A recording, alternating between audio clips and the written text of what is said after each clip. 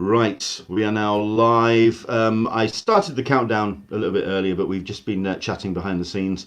So we're running a little bit late when it comes to the actual the countdown getting started. But we're going to start bang on time. Hello there, everybody. If you are seeing this straight away, it means that you are a subscriber. You've got your notifications turned on, and I really appreciate everyone who follows us. Please do spread the word. Let everyone know about what we do. And yeah, just keep doing what we do. Just keep spreading the word about our Sunday show, certainly, and about these incidental episodes. The best way to find out about these is turning on the notifications, hitting subscribe, because we throw these episodes in every once in a while, just to kind of keep you on your toes. And when we do them for a very special reason. It's either for a great guest who can't perhaps make it on our Sunday show. Who on earth wants to do a podcast on a Sunday, for God's sake? Why on earth do I do it on a Sunday? Someone should slap me. But anyway, but it's either that or if we do something special like we're doing with this episode, which is a showcase of a very exciting book. We're going to get into all of that. And of course, any questions, any comments, anything that you want to ask of our guests, by all means, please do dive in as we do this incidental episode. And of course, if you've got anybody that you would like to see us interview and talk to on our incidentals, do let us know. Pester them on social media. And of course, just spread the word and let them know that we exist, because that's the best way for us to get more people and more incredible guests on our show. Let's do this, shall we?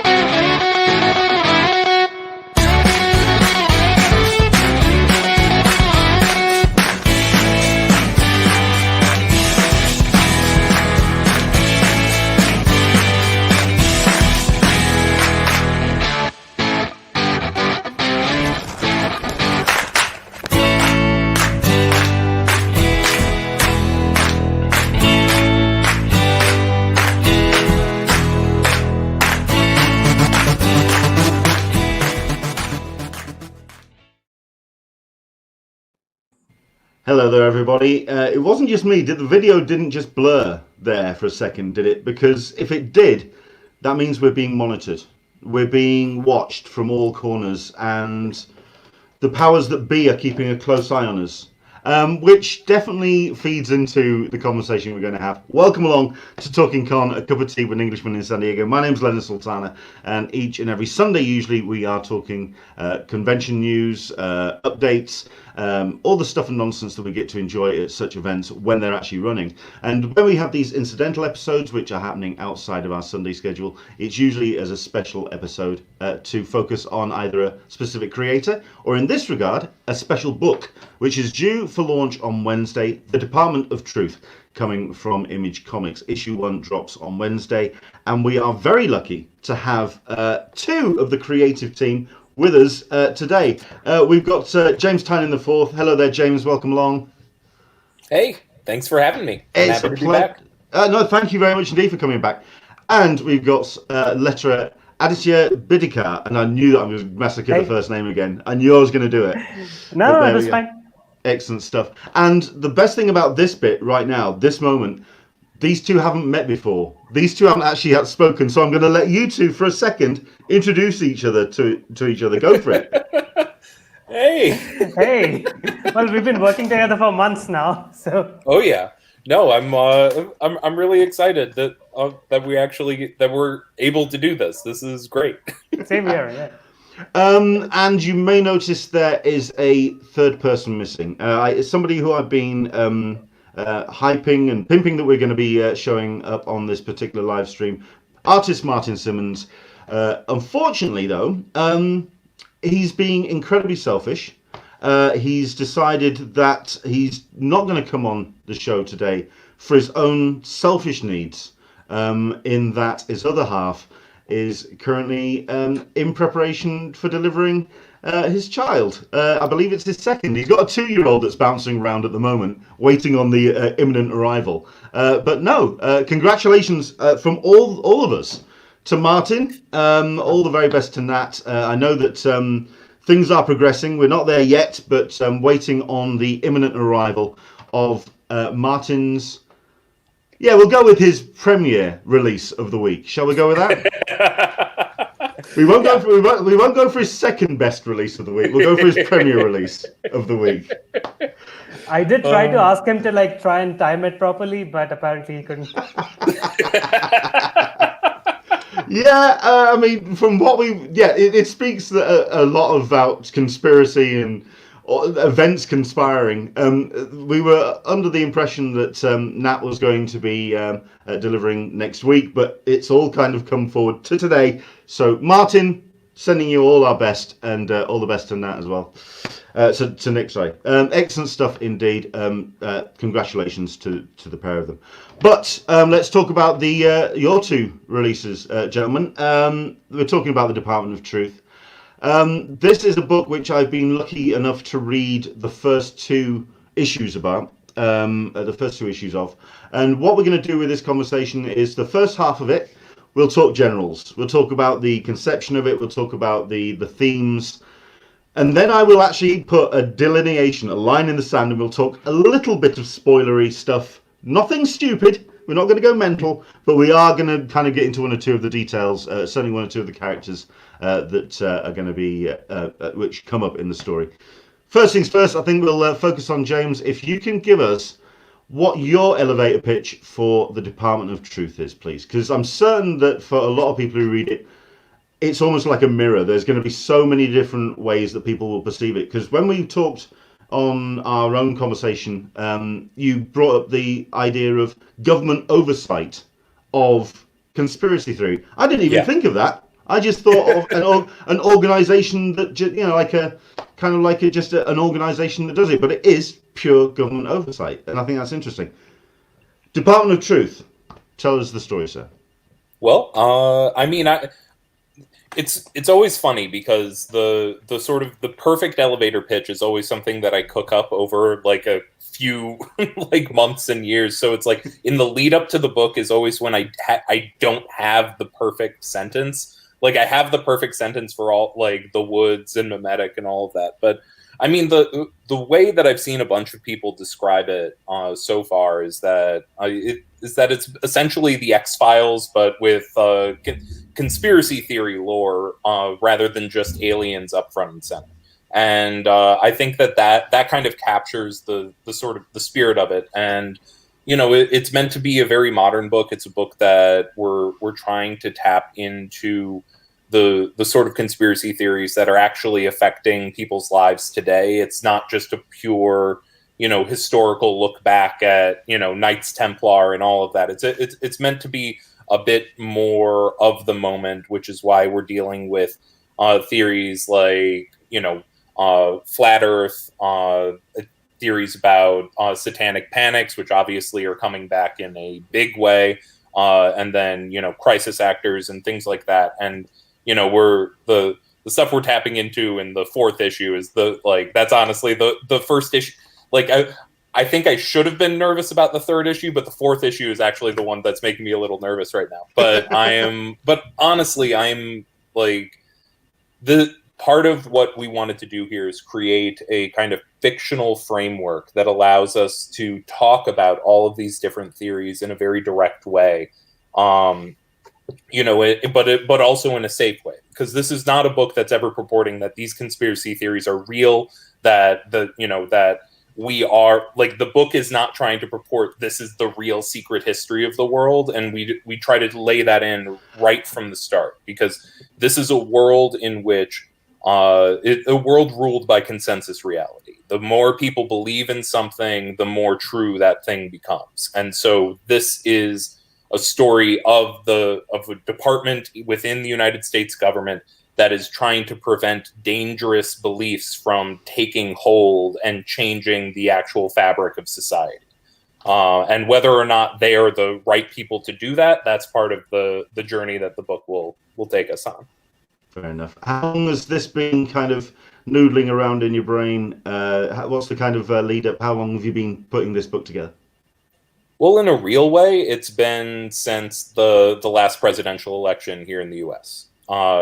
It was right, like I think I had the reaction to Trump's election that a lot of people did, which was, oh, like I'm not living in the country I thought I was, and like it took me wildly off guard. And the thing that I started doing is, for almost 2 years I like stopped reading fiction, and I was reading like nonstop nonfiction. I was just sort of bringing in like all of these different threads, and there were a bunch of books that really stuck with me. But the three books that probably hit me the hardest were the Dark Money by Jane Mayer, which is about how the Koch brothers basically create it's the real life conspiracy of the Koch brothers, and how they sort of reshaped a whole corner of American politics. And then the Fantasyland, I'm forgetting the author right off the top of my head, but it was a book that was basically about how American history is a series of, it started with a bunch of like the religious extremists leaving the UK and coming to America because their views were too radical for where they were. And it's like, and American history is full of like radical beliefs and all of these things that are, often fabulous. And it's also where, the tradition of the great American hucksters and snake oil salesmen and all of that, our history is full of that. And then the final one was The Devil's Bargain, which is a history of Steve Bannon, and how he, some of his ideology kind of came together. And those pieces, they all hit me in different ways because they all showed different elements of real world conspiracy with real world agenda, but then also how those intersected with the actual history of conspiracy theories, which I've always been fascinated with. I watch, Oliver Stone's JFK too often, frankly. And I wanted to do a book that was what if we did the sequence from JFK with Mr. X, but that's the whole book forever. And that's sort of where it started coming together. And then it all finally clicked when I figured out the thing that is the twist ending to issue number 1. And I was like, okay, I've got a book. And that was about 2018. The summer 2018 was when I put together the first document for it. And then I reached out to Martin, right before New York Comic Con of that year. It would have been about this time 2 years ago. And Aditya, when did I reach out to you? Would that have been that was it that far in advance, or was it? No, because I think it was was well before we year. started, though. Yeah, but I think it was last year, probably. Yeah. Maybe September or October, a year ago, more or less.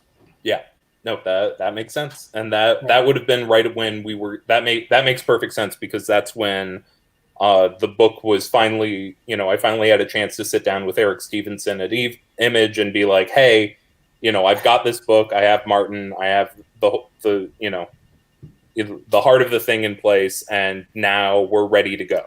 And then I got the stamp of approval, and we were off to the races. Yeah. I just very quickly, when you talk about the twist of issue 1, do you mean the last page, or do you mean the actual the reveal of what the conceit of the book is? Because there's so many turns when it comes to that back end of that book. I think that's interesting. I also find it interesting that you say about the kernel of the idea kind of came together around that 4 years ago, the election, because we talked about this when we had our own one-to-one interview a couple of weeks ago, when we talked about Pizzagate, which for me is still one of the most bizarre elements of modern history. And it is modern history, because we were talking about that, how that is almost being willed into reality by a very large and increasingly vocal amount of people. And I think that's what intrigues me about the Department of Truth, how it folds into that, and how we are seeing. I mean, when you're talking about modern conspiracy theories, you're still talking about conspiracy theories from 70s and 80s, Yes. but it really can deal into some really, really contemporary ones, and I think that's what's fascinating about the book. When it comes to the actual style and the tone, then, what were the touchstones in terms of tone? You say X-Files. Were there any others that you kind of looked to? X-Files, JFK, anywhere else that you went to? Yeah. I mean, I would say that this is like one of the big touchstones for me were the classic Vertigo titles. Like this is me trying to put on my 1990s Vertigo hat a little bit here. And I was an intern at Vertigo about in 2010, and Vertigo is very much where a lot of my love of more sophisticated comics came from, and specifically the Sandman books and all of that. And there's a sort of storytelling in those books that I've been missing, frankly, from the stands, which is in a long form series rather than it being like purely plot driven and purely like, it's one big story and you're just getting chapter and chapter in that story. It's more, those books were much more about creating a world and then telling stories within the world. And then so what I wanted to do was to create a book that allowed me to like hear the groundworks for it, and then I want to tell a bunch of different vignettes inside that world that define the world, and then also allows me, but it's one of those things. It's down to the fact that I have a kernel in the back of my head for a Bigfoot issue. It's not cooked yet, and I don't know when that issue is going to happen, but I know that there is something interesting to say about the whole history of of Bigfoot as a concept and people believing it and all of that, and cryptids and cryptozoology in general. Like that's something that I'm interested to do in the context of this. So it allows the book to become a kind of vehicle for all of my weird, all my every weird interest I have that's even tangentially related to conspiracy theories. Which I think I kind of took a left turn off of your answer and went down a different different alley. You were still there. You were still there. Don't worry about it. I was about to butt in that also allows the book to become a different book for like an issue or two in the way that the Vertigo books used to. I think that's quite interesting because you can suddenly change the style. You can suddenly change the entire approach to the book, but it's the same book. Well, I mean, I think that's also feeding into the conceit of the book as well, about the fact that reality and therefore the tone of the story that you're telling is so fluid and it's so malleable, and everything can just kind of turn on a dime, purely because of the way that the story is being set up. While you've got this kind of idea and a framework and a style in place, you can suddenly have a theory come to fore. You can have a group of people taking their belief system going forward. Next thing you know, you can just go off into a whole other tangent, even in style and in tone in the book. And I think that's an interesting conceit that can be explored down the line. Into the Blue Mister's watching, and he's saying it's been a long time since I read it, but James would probably enjoy Brought to Light by Alan Moore. And James I certainly do, and it is on my shelf, and I definitely have reread it a number of times. And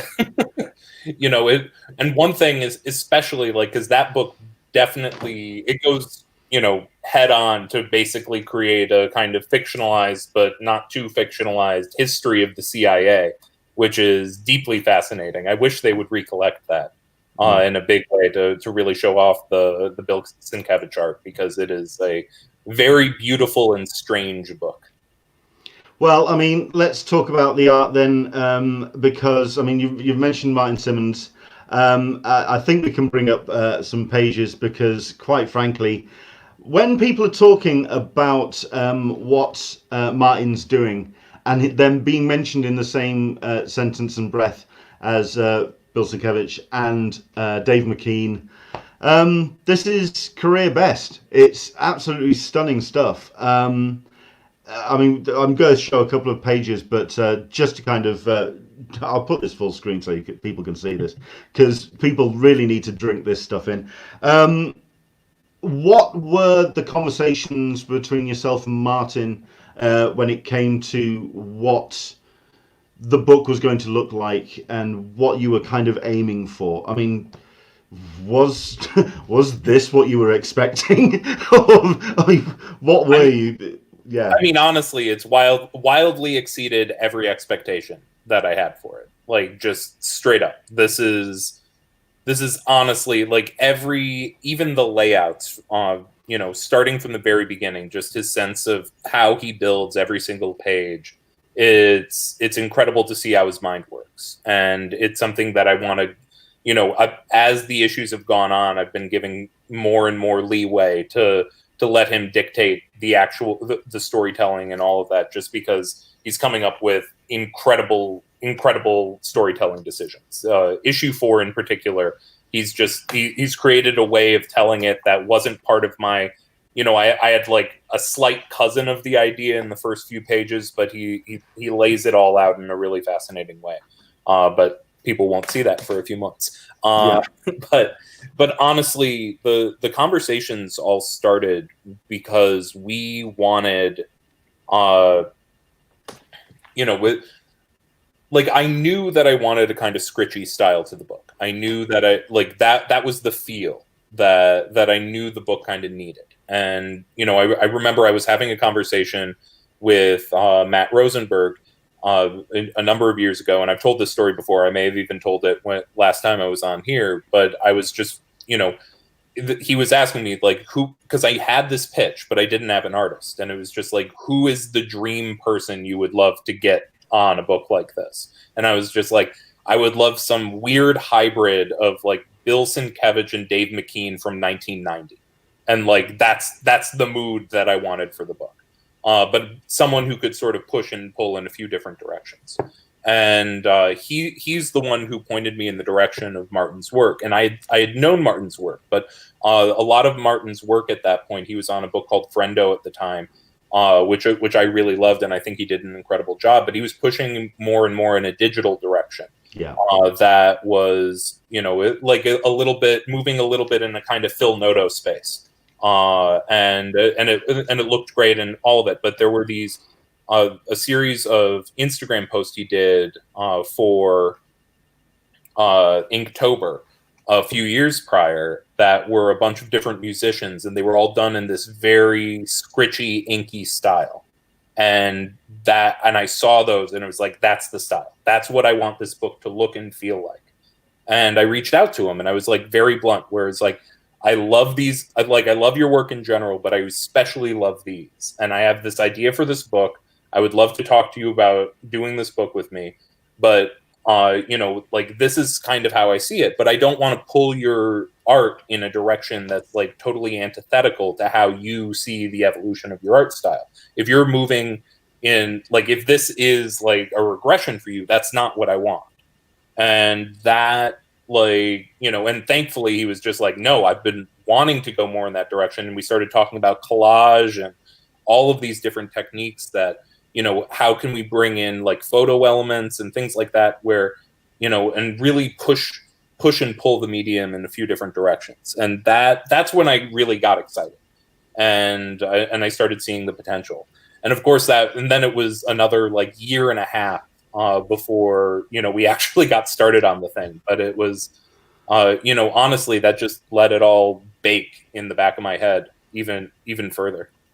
I can imagine for Martin as well. I mean, the pair of you have been particularly busy over the last couple of years, just finding the time for you to all come together. I mean, even to bring Aditya into the conversation, because you've been, I mean, we were talking about this before we came on air. Every single time I see a stellar book that's coming out over the course of this summer and even over the course of this week, I mean, your name is rocking up in the credits. I mean, you've been particularly busy as well in what you've been doing. But I mean, just to bring the pages up again. I mean, we were talking about Dave McKean as the certainly the art influence. I'm seeing also in terms of what you're doing for the lettering as Arkham Asylum. That real stylized font style, the way that the balloons are created, and the way that the flow is done with the text, it's incredible work. I mean, what was your conversations with James in how you wanted to put that design into place? I think this was basically the style that I had in mind the moment I saw what Martin was doing. I believe I offered them two styles. One was because I've worked with Martin before and on Punk's Not Dead for Black Crown. So I did that for one option, and I did this as the other option. And I don't remember for sure, but I think I might have hinted that, you know what, this is the style that I would love to go for. Because firstly, this is basically a cousin of the style that I used for a book called Blood Moon with John Pearson, he and Martin are friends, and their styles are also sort of cousins of each other. So I kind of thought that this would be interesting. Also, I wanted to reflect this idea in the book that these realities are kind of being rewritten, like they're being laid over each other, which is why I chose a style that basically is me lettering twice, because I have to do those things twice, because I draw them like entirely separately. So this was basically, it's a conversation that I have with a few of my creators, that sometimes something will be a lot of work, but you have to do it because it's what's going to look good. Yeah. And otherwise you're kind of cheating the work and yourself. Yeah. So that I don't know what you guys thought about this style though. Like it is incredibly weird, and all I got from you guys was sure, we love it. No, I mean, honestly, it was like there was only really one conversation about it, like between, like, because Martin loved it immediately. The only worry that I had right off the bat is like, okay, Martin's art is already a little left of center, and is the lettering style something that's actually going to, like, distract readability rather than enhance it? But the one thing that the thing that I love about it is actually because of the weight you gave the letters in all of it. It actually reads incredibly clearly, even though the balloons are more aggressive and outside the box. Like the readability of the issue is actually, it's very clear. There's never a moment that feels overwhelming and all of that. And I'm a wordy motherfucker, so that's like I really, once we saw it, it was just like, yes, this is absolutely the way. And I think the only stuff that we sort of played around with a little bit, and even then you came up with the solution. Like the first draft of this for the fictional woman, the woman in red, right. I think you had a different take on her. But then, like, I think even without us fully responding, like, you came back and was like, or I could do it this way. And it was like, yeah. Yeah, I remember. I remember I sent you like a little JPEG of, you know what, I just thought of this. Yeah. No, I think here also I was trying to go for something. It's again, like, I wanted to play with the layering of reality. Yeah. So it's almost like she's speaking in text. It's not like she's speaking in words, So I kind of wanted to go for that feel. And I'm glad you noticed that the letters are heavy, because that's exactly what I wanted to do. Because I knew that the style would be a little alienating, so I wanted the words to be kind of heavy and solid. And okay, you know what? We've got you. Like, it's fine. Yeah. Don't worry about it. Well, also with the if I could bring the page back up, if I go for where am I going? This one. Yes, this one. When we have the not the dialogue boxes, the thought boxes. They're in a very that typewriter style. But for me, it reads like, and this may sound like a very strange reach, but bear with me. The Prisoner. With the opening titles, with the punch cards, with the brown program cards that are all being filed away, and then it's this very kind of, and the government kind of text over the top, and it kind of feeds into the fact that this is very much a government entity that's that he's part of. Colwich is our principal character. In that regard, then, just to talk to James about that element of it, the reinforcing that it is a government entity that's that the Department of Truth is. If we can, just talk about that and about the fact that it is a government oversight, which is something that you brought up in our conversation, because it is something which can then be very oppressive. It's something that it can be working against the greater good, but their whole drive is supposedly for the greater good, but then all sorts of other agencies can be involved. If you can just talk about that for a bit. Yeah. I mean, honestly, it's like the government element and particularly the aesthetics of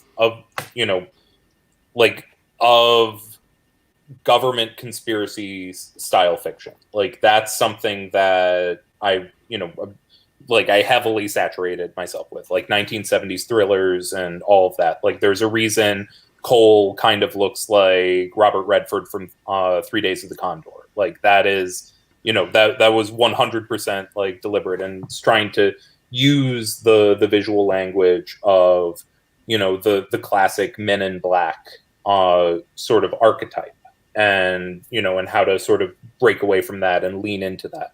And that was something that we were, definitely trying to tap into. And I remember we did have a couple of conversations about the internal narration, because beyond just the style of it, it was also something that it's written in this kind of, it flows out of dialogue into an internal dialogue and then back out into regular dialogue, and it doesn't always take you don't always land where you entered that train of thought, and that kind of creates an uneasiness in the text that is deliberate, and is something that I like playing with, and I want to play with further, because this is a book very much about Cole Turner and his journey and his experience of the truth, and here we're sort of we're seeing a record. Like, when you see that sort of font, it's like it's a record of the past, and that record of the past is not necessarily a reliable record,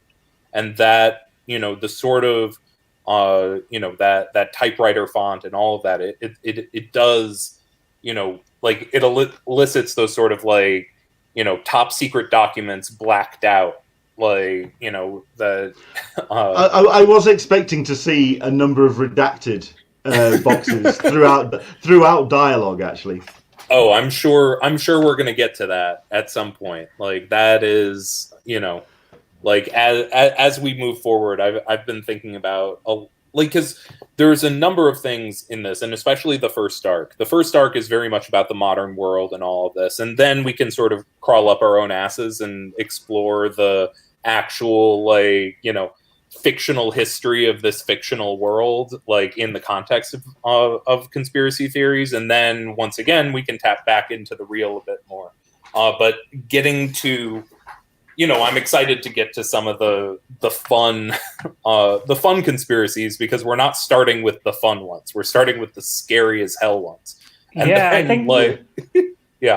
think issue 3 was my favorite so far, and it's pretty much the darkest, because it's psychologically it's so heavy, and you guys handle it fabulously, I think. Really? Yeah. No, it's okay. Excuse me. As somebody who's only read issue 2, and I thought that was pretty scary. Okay, fair enough. Good. No, the third one's the gun issue, and that's the wow. And that's something that, especially and it was something that I knew we couldn't ignore. Right. This is something that is such a nexus point of so many conspiracy theories in the current moment, and so much comes out of the places like InfoWars and places like that. And it was just I needed to address that straight on, and especially addressing that before, like, this is still Cole learning the ropes. Like, he is still figuring out how the world works now that, you know, he's seen how the world really works, and he's, you know, tapping into all of these different elements. And the train of thought just went that way. Go on. Go. No, but I also feel that, like, whether the Department of Truth is a good thing or a bad thing kind of comes to the fore in that issue. Because that, and what I loved about that was that you did it with so much empathy. Like, it's not it's an issue where you could have easily gotten didactic, but you did not. Like, you kind of chose to show empathy and chose to base it in character rather than on, I mean, the concept can go many ways. And as if you kind of remember the humanity behind everything that's going on, I think that makes the book stronger. Which is why I was really curious as to why you went the decision. Because, I mean, okay, the Department of Truth, it's an official branch of the US government, but it could also have been just taken as a name by, like you say, an InfoWars type of organization, a third-party public group, a bunch of conspiracy theory enthusiasts, as it were. Why did you decide to make it very much an official branch of the US government? I mean, honestly, it's because I wanted to tap into the specifically American history of shaping our own truth. Like, and that is, and there are absolutely international legs to all of this, and it's something that, as the series goes on, we're going to see what are the equivalents of the Department of Truth in other locations around the world. Like, who are the people who actually are aware of this and are fighting this constantly? Issue 6 is going to be is one that I'm really excited for, because it's also part of how we're handling the schedule of the series, is that in between every core 5-issue Martin Simmonds arc, we're going to bring in a series of guest artists to sort of, show different facets of the world. And the first of those we announced last week is going to be by Elsa Charatier. And I think I'm pronouncing that right. Charatier. Yeah, because I spoke to her yesterday. Awesome. she was my guest on the show yesterday, which was the happiest coincidence, considering that I'd seen her doing on a social media feed the what I thought was a variant cover, and then she turned around and said, "No, I'm doing the guest for the 6th issue," and I had the grin of a lifetime on my face. You would not believe, because I am a massive Elsa fan. I cannot wait to see this. But no, sorry, I've kind of interrupted. Go, please talk about how that 6th issue is going to work. Well, but like that 6th issue, and for one, part of the reason, like, we've lined up a few different creators, but I wanted to start with Elsa because it's the most radical art shift that I can kind of imagine from Martin to Elsa's work. And the story that we're going to be telling is going to go way far back. Like, everything that we've been dealing with in the first arc of Department of Truth is like kind of grounded American history, and specifically the American history of the last 60 years, sort of, JFK assassination to today. A little bit, some tendrils going back to World War II, but mostly like the last 60 years. The issue that I'm doing with Elsa takes place in, the medieval era. And that is going to tap into one of my favorite conspiracy theories, which is the phantom time hypothesis, which is the idea that Charlemagne is an entirely fictional concept and created by the Catholic Church to basically put the fall of Rome further into the past. And that technically the real world right now, the actual date would be like 1750, not like 2020. So it's one of my favorite, like, weird conspiracy theories, but it's also something that taps very much into like the core ideas of the series, which is how do powerful organizations weaponize history and all of that to shape their own realities. And obviously the Catholic Church was a huge like instigator of that for centuries. And so the Catholic Church is another one of those agencies that we're going to be tapping into, down to the fact that like the Inquisition, like the Inquisition branch of the Catholic Church, and I'm forgetting the actual organization name off the top of my head, but that Inquisitor branch is something that we're going to be tapping into and exploring through the context of this series. We're not going full like Knights Templar and all that, but we will touch on all of that. But that's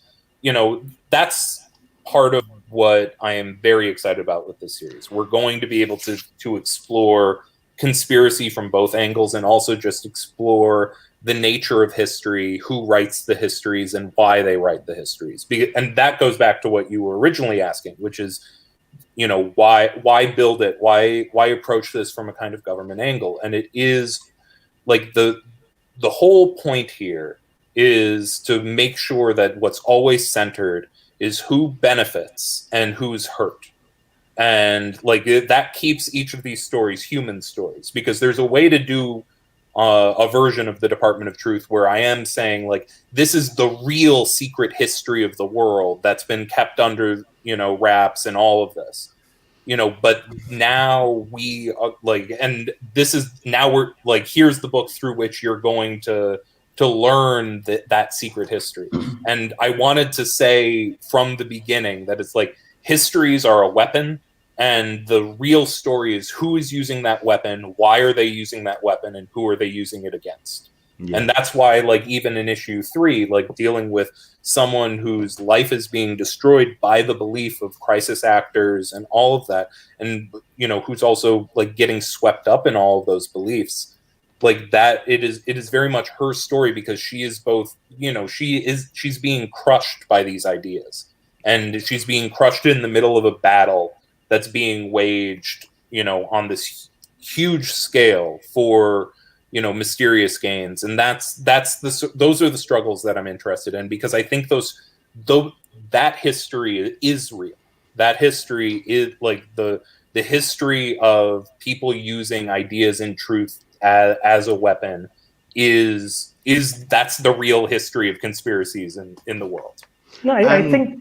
Sorry, and also it's history now as well, yeah. Which I think. I mean, for myself, I mean, personally, when you were talking about the Knights Templar and that kind of history, so long as you tear Dan Brown a new arsehole when it comes to the Da Vinci Code, so long as that gets completely cut apart, I have no problem with that. The other thing, I mean, to also then talk about the government oversight, I'm also really curious about the whole idea then of the person in power, or the person in the hot seat, the person in the White House, who suddenly discovers that he has this department to hand.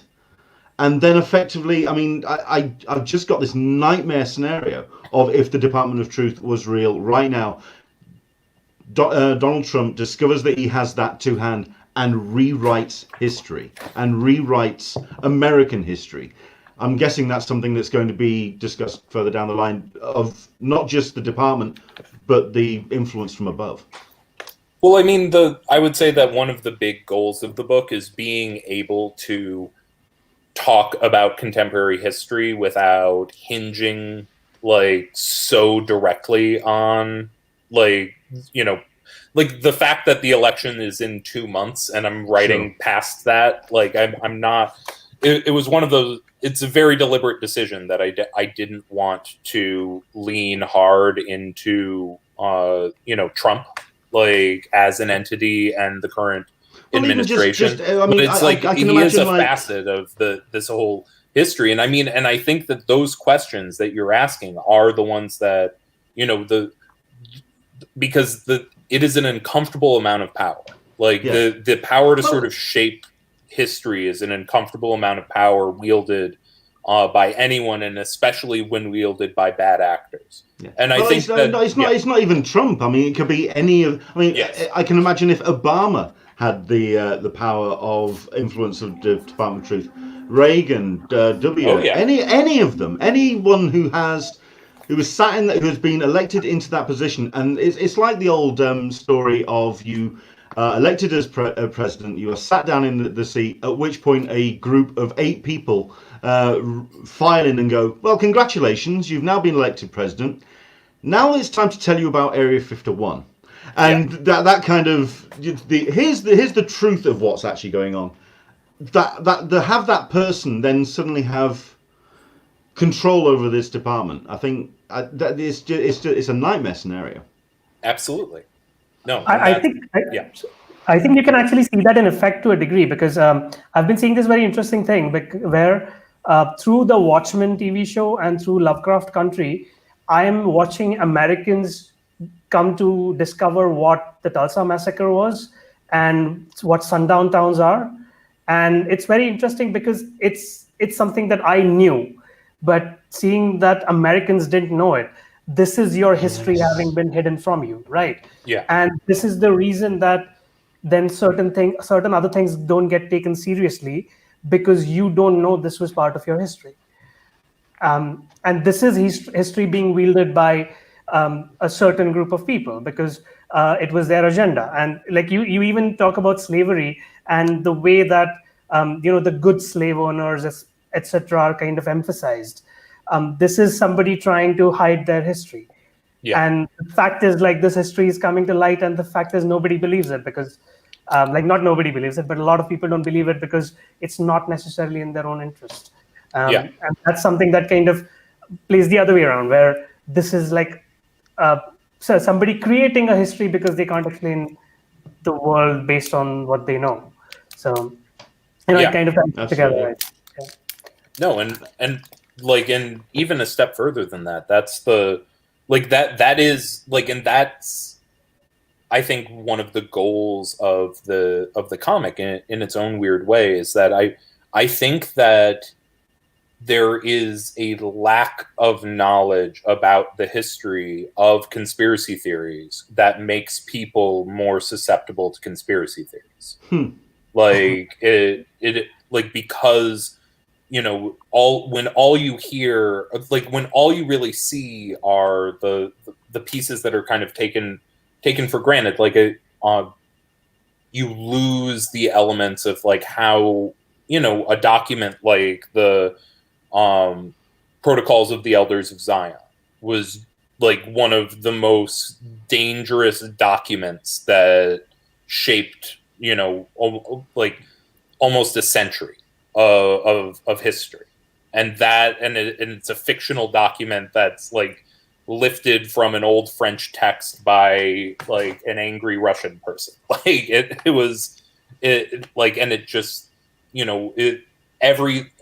that had roots that ended up with the Nazis and all that. It is like the history of conspiracy theories is important, and it's also very hard to really grapple with, because by covering these histories, and especially ones where there still are elements of doubt, and there are always conflicting histories. There are because the real world is complicated, and everyone has their own and history. Like everyone's story is subjective, so there's always going to be contradictions.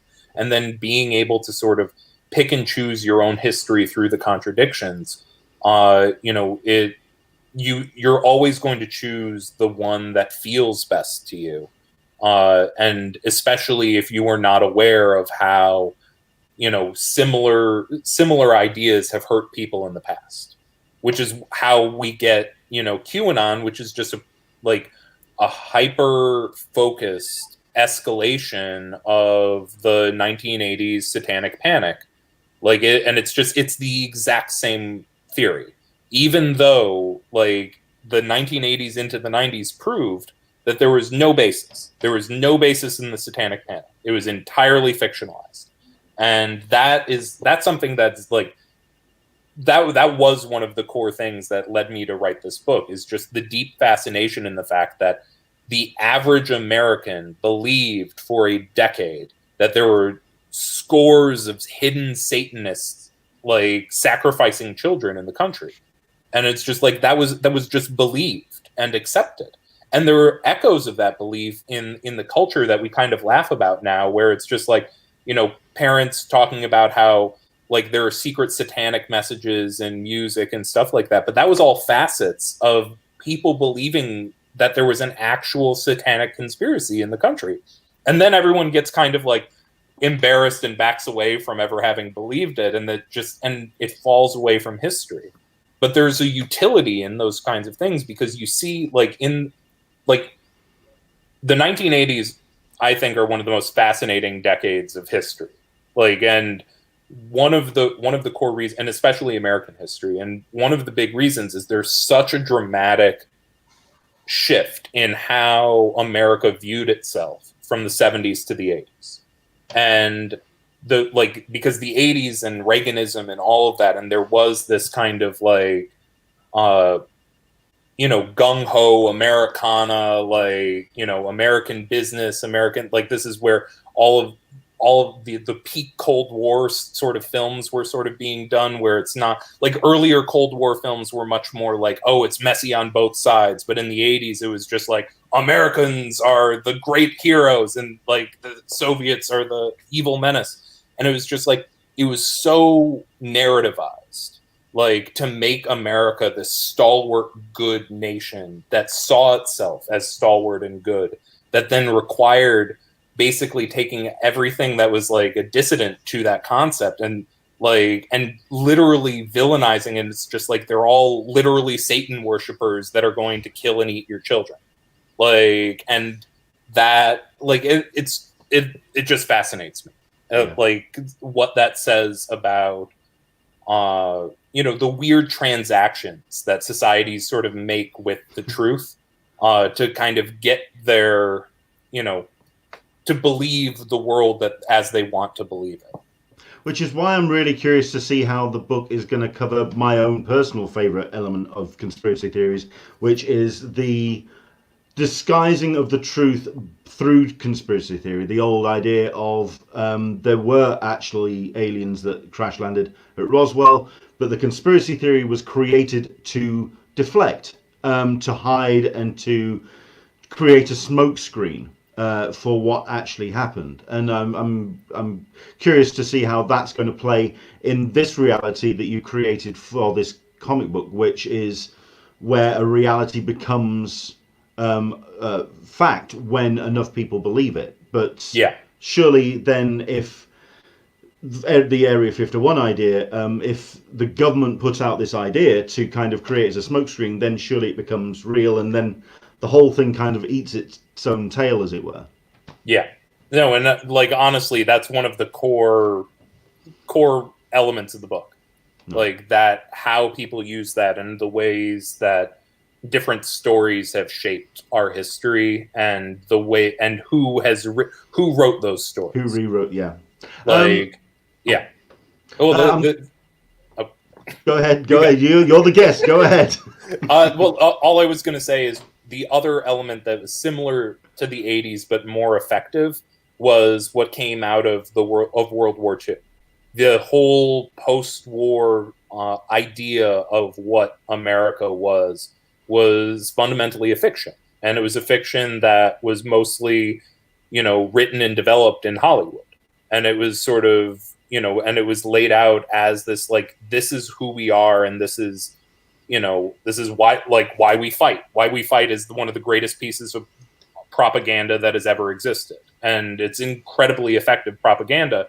And I'm not even saying that that it's overwhelmingly false. Like, it's not like the most malicious piece of propaganda, but it did create this, like, singular idea that then had after effects.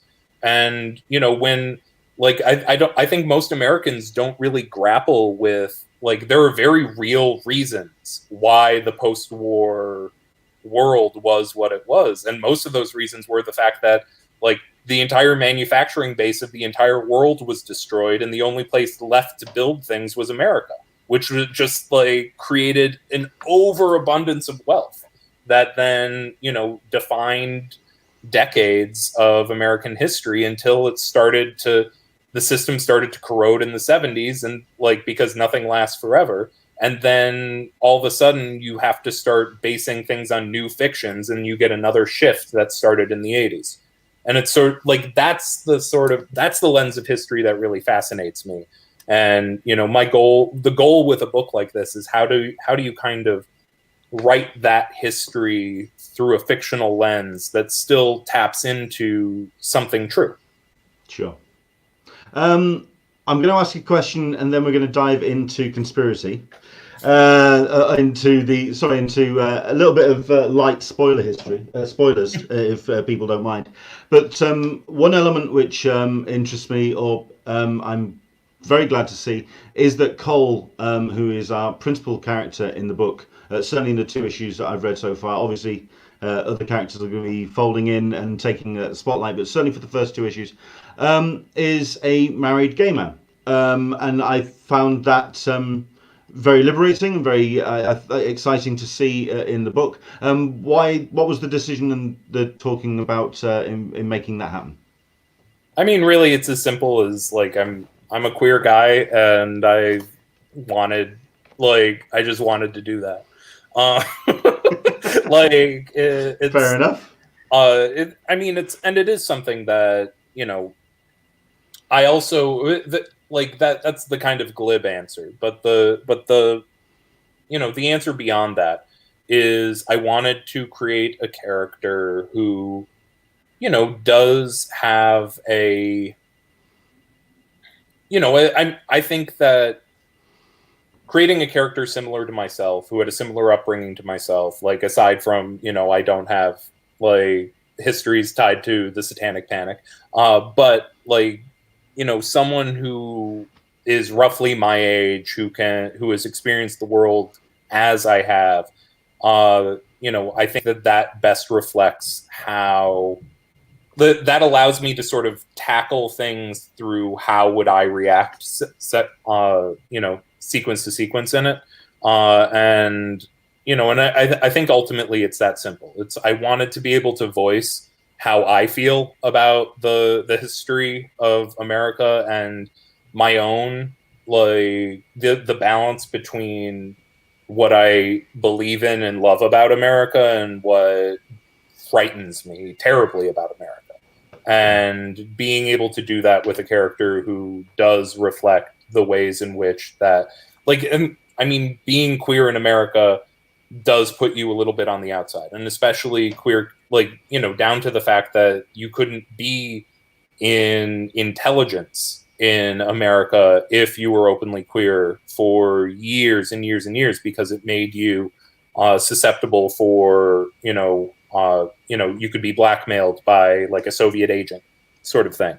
So it's something that actually putting a queer character up front and center in that space is something that is a dynamic that interests me. And there's actually another comic that I'm developing on the back burner that deals with that element much more directly, but it's something that does fascinate me. It's also somebody who has a stake in how the system is structured. Yeah. Because it affects their life directly rather than just theoretically. Yes. Absolutely. I mean, I also find it interesting as well when we hear about conspiracy theories about the gay agenda in the States, that there's a large proportion of people that feel that Hollywood is advancing a gay agenda in America, and that's a conspiracy theory on its own. And also a person's sexuality can be treated as a conspiracy theory. There's a whole turf thing going on in Britain, especially. Yeah. That tells a lot about that. No, and there's. I think that there are elements of that I think in time will definitely tap into, and especially the conspiracies around the AIDS epidemic in the 80s is a particularly, fraught bit of history that I am certain we're going to be tapping into as the book moves on. Fair enough. Right, everyone who's watching this, if you have just tuned in, we're talking about the Department of Truth, which is coming from Image Comics on Wednesday. Issue 1 is going to drop. I've read the first 2 issues. We are going to now go talk light spoilers, which means if you don't want to get into... we've talked the broad themes of the book.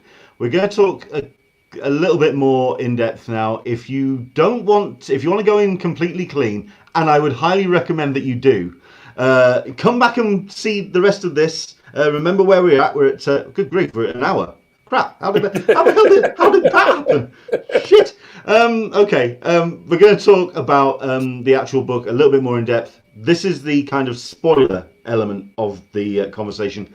So if you want to turn off now, you're more than welcome. We won't hold it against you. Come back and join us once you've bought the book on Wednesday. James, can you explain the character that bookends issue 1 and why you chose that particular character? So the director of the Department of Truth is Lee Harvey Oswald. See, there you go. That way I don't get blamed. You said it, so there you go. Okay, cool, go for it. So why Lee Harvey Oswald? Well, I mean, I think that like the most known conspiracy theory in the world is the assassination of JFK.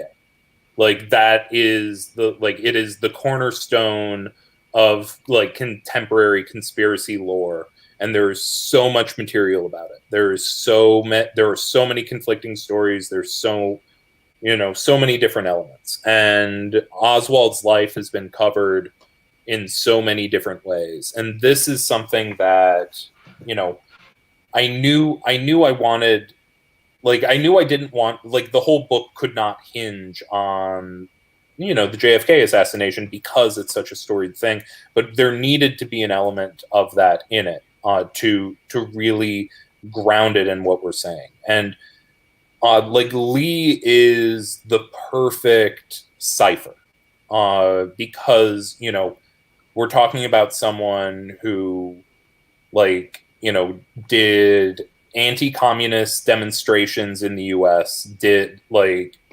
pro-communist demonstrations in the U.S., defected to the Soviet Union, married someone who was like daughter of a intelligence officer in the Soviet Union, came back to the U.S., tried to assassinate another politician, and then ultimately assassinated the president. And there are all of the different elements of, like, is he a patsy and all of that. But there are also some of my favorite elements of the whole conspiracy around the JFK assassination are the conflicts in where Lee Harvey Oswald was in the lead up to the crime. And there's sort of it's called the many Oswalds theory. And is the fact that there are a bunch of people, some of which like are noted to be like, they're marked down in documents like, oh, this is where he was. And then you see a picture and it's like, wait, that's not him. There are elements there where it's like, it seemed like he was sort of everywhere. And that was one of the ideas where it's just like, creating which Oswald died was killed by Jack Ruby, which is why, because I actually know about that theory, which is why I was wondering which Lee Harvey Oswald is running the Department of Truth, and are there multiple Lee Harvey Oswalds?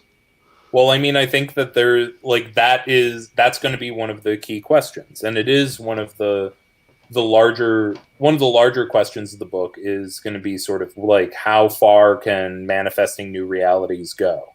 And it's just like, is the man running the department an actual person who existed prior to that event? Or is the man running the department someone who was created in the aftermath of the event by all these conflicting different versions? And it's like, there's the ideas like, is he real or is he not real? And does that change his agenda and what he's like, why he's doing what he's doing? And, I think that it creates a compelling mystery right at the heart of who he is and what his agenda is. Because obviously, like, by just putting him there, you see someone where, like, we just know through history, he has conflicting agendas, and you don't, like, the reader doesn't know which of those agendas are the real agenda. And I think it allows us to tap into a lot of things. And it also allows us to, ultimately comment on the, mother of all conspiracy theories, which obviously we will, like, that is going to be a very crucial moment in the history of the series, not just America. Yeah, well, I mean, I think it's also interesting as well because he's a great choice of character to run the Department of Truth because, for want of a better phrase, he was very much a trigger man for an alternate America. We could have had the Camelot era. We could have had a whole different era of leadership under Kennedy, and that history was skewed by this one name, this one individual, whether he did it or not, and what the truth of the matter is. All of it still is very much shrouded in this massive mystery, and I think that's the reason why I think it's such a great choice for that. But you could have easily have been John Wilkes Booth, an immortal John Wilkes Booth that kind of like, or it still could be John Wilkes Booth. It's just this individual that just kind of like morphs as history moves on. I think that's an interesting idea.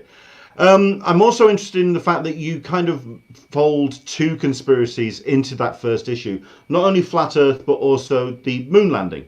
I'm curious as to why you put both of those together in the same issue instead of just, say, focusing on just the one. Well, honestly, it's because the two are connected, and they are like it is. I find it deeply fascinating that Flat Earth is kind of swallowed like the moon truthers like up as a group. Like it's something that, because that the original theory, the idea that we faked the moon landing just to get the upper hand against the Soviets, that's like a mundane theory versus like we faked the moon landing because the Earth is flat and space isn't real, like is a different sort of thing. And it's the idea that like actually playing out the belief of the belief in what that represents. It also gave us a very physical demonstration of the actual like tipping point idea, the idea that of consensus reality. So actually being able to show the literal end of the Earth, because enough people believe in the end of the Earth in this one spot, like that kind of gives us a sense of like, okay, there is something extraordinary happening here. This isn't just a grounded conspiracy thriller. This is like a high concept book. This is not a it's a genre book. It's not a real history. It's not a real conspiracy.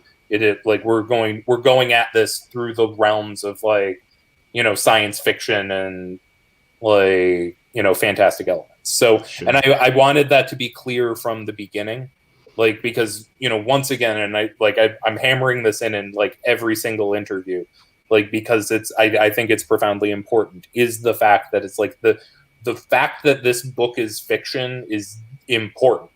Like that is and core to what it is.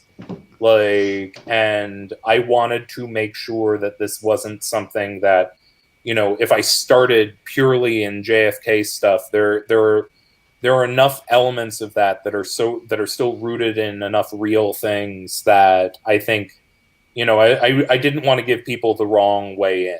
I wanted them to know what I was up to. Yeah. That makes sense. I'm also really curious to know what your page description was like when you had the end the end of the Earth, and what your pretty sure it was just like a sentence. It was probably well, yeah, like, and what your reaction was when you got that page. Small. I can look that up. I'm sorry. I can look that up. I have a feeling it was like one sentence long, and it's just like, and then we see the plane small up against the 2 pages, and we see the ice wall at the end of the world. Yeah, it's just one paragraph. Yeah. And what was your reaction when you actually saw that page?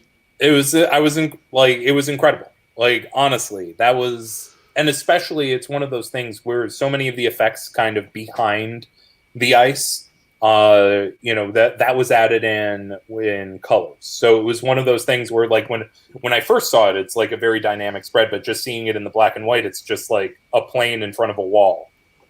But then once the colors and the layers of the image came in, it was just like, oh wow, look, Martin is amazing, and like, Yeah.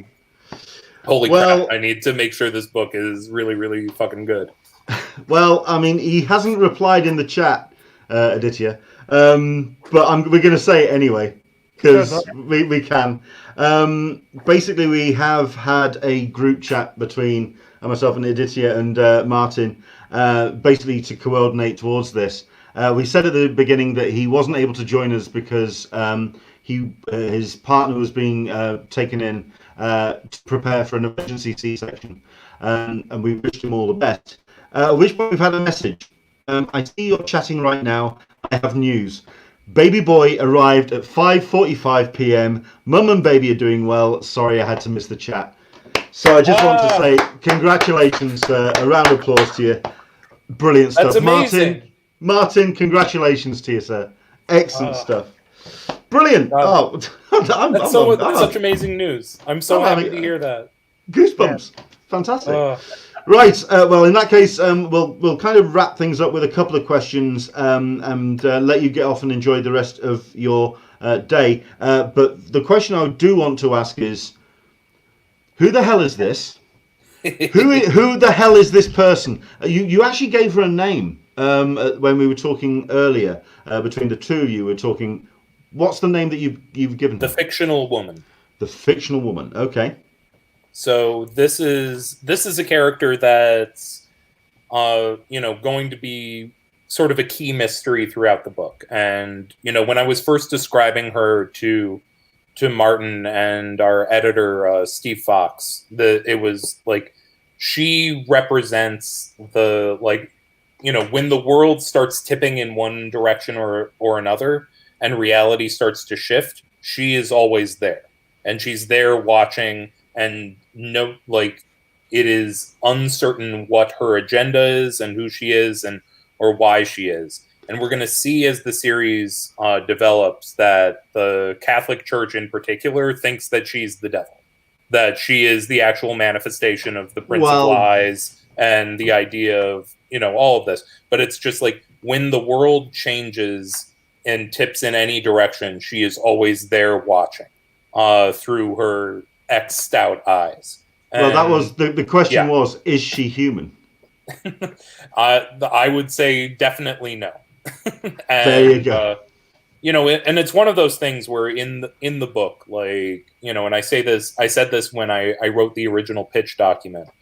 There's no point at which I want to get too much into why is the world what are the actual mechanics of why the world tips in one way or the other and why is consensus reality. I think that ends up in some weird cosmic spaces that we don't need. But I see her very much as the observer character in Fringe. That's sort of, the original idea is exactly the vibe I got. It was the idea of being able to look at a picture of Dealey Plaza on the day of the assassination of JFK and seeing her in the back of the crowd. That's the vibe that I wanted to tap into. Fantastic. I mean, I can't wait to find out more about her because she's just the most intriguing looking design of a character I've seen in a long, long time. And can we also talk about the variant covers as well, because there are a whole host of them coming out over the course of Wednesday, and indeed through the releases over the course of the run of the book. I mean, can we talk about the variant covers? I mean, the ones that you've seen, any particular favourites? I don't know if there are any of them that I've chosen here, but any favourites that you've spotted? I mean, honestly, that Werther Dell'Edera cover is probably my favorite. And I also love that we then did next month. We're going to do the inverted version of it for Something Is Killing the Children over at Boom, nice. Where Martin actually went and did that cover. So I love being able to that. That just makes me happy that those exist. But honestly, yeah. No, no, Our no. designer Dylan Todd called this the something is truthing the department cover. Oh yeah. Man. No, and I'm a big I- fan of Christian. oh yeah. And this is a stunning piece of work. Yes. Yeah, that's No, pretty impressive. And that cover and the Oh, go Andrea Sorrentino cover. That one is just like that one knocked me out. Especially like the fact that he made her this scary without using the X eyes is just like, oh, you're amazing. I love you. outstanding. Yeah, I don't know if you want to make any last comments then about Department of Truth in terms of, for anyone who's watching, that what to expect going forward. Is this going to be a horror? Is this going to be a thriller? Or is this going to be all of the above? All of the above. All of the above. This is something that, and the other thing is, and you know, I would say the top level thing I have to say is I am completely, and I know Martin feels the same way, but like I'm completely blown away by the support this book has gotten already from readers, from retailers, from our peers in the creative community. It is really like it has blown me away, and it has also meant that like this is something where, you know, when I started laying out the pieces of this, I laid out a version of the series that would be effectively like 15 issues long. And that was sort of the shortest in and out way that we could do the series and get to all of the ideas that I wanted to. And now we've sort of like thrown out the end date. Like this is a book that we want, like this is a book where we want it to keep going for a good long time. We want it to cover all sorts of different conspiracy theories, and we can't do it without a supportive reader base. And the fact that, like, you know, we broke 100,000 sales on the first issue is like I'm still in shock, and I still I don't believe it's happening. And people like, you know, retailers are like sending me messages, and I'm like, but this is. Like, you know, this gives us the ability to tell the fullest version of the story in the best possible way, and that's what I'm most grateful for, is having the opportunity to do this right, to do this in the long form way. And I hope that people keep reading and keep enjoying this, because this is one of the favorite things that I've written. And you know, like I remember back. When I was in high school, and I was like, and I knew I wanted to write comics, and I idolized Brian K. Vaughan's slate of books that he was doing. This would have been around 2006, and I would like to my friends on message boards, I was like, this is like the platonic ideal of a slate of books right now, where he had it was Y the Last Man, Ex Machina, Runaways. And at that point, it was also Ultimate X-Men. And it was just like, so you've got your big bombastic superhero joint. You've got your like more personal take on a superhero world. And then you have two different deeply personal, you know, takes on the world. And that, like, you know, and I feel now like with Department of Truth and Something Is Killing the Children and Batman, like this is my dream slate. And don't forget like, Wind in there, man. And Wind. Like also with Aditya. Like this is like, and Wind is like, you know, Wind is like such a different animal than everything else that it's like I almost consider writing that like another. To have Wind and Department of Truth side by side blows my mind. But I mean, they all like tap into each other from different angles, and they like they're all weirdly in conversation with each other and kind of talking about like different things that matter to me. And I'm just amazed that I am allowed to do this, and that I'm like, I seem to be getting away with it. So thank you. Listen, the longer you keep doing it, the longer we'll keep reading. We're more than happy than that. I think I'm going to wrap up on a question, Aditya. Your favorite conspiracy theory, and is it going to appear in the book? Your own favorite conspiracy theory, and is it going to appear in the book? I'm actually not that much of a conspiracy now. Oh, the irony. But I would love to see if I'm a Doctor Who fan, and there's this little offshoot of Doctor Who called Faction Paradox, for which I've written stories, and they basically talk about the 11 days that were missing during the change between the calendars from the I think the Julian calendar to the Gregorian calendar, or the other way around. Actually, we don't know which one we are on. James But is they have writing this whole thing down. that so they have this whole thing that those days were sold to a cult for their own use, like a time traveling cult, which is Faction Paradox. So I would say that's my favorite conspiracy theory. Fair enough. I am absolutely writing that down. Absolutely.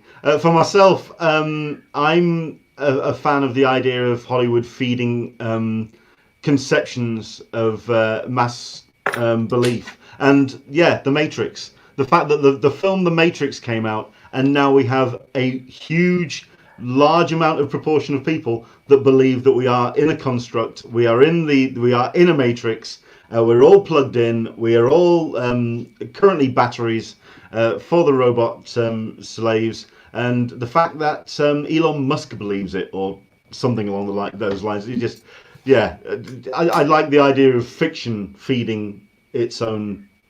There's also wait, well. I do actually have one. There's Rocco's Basilisk, which is basically the idea of the idea is that there's going to be a singularity, and at some point of time, like, there's going to be a godlike AI, and essentially everybody who did not help in the creation of that AI is going to be punished.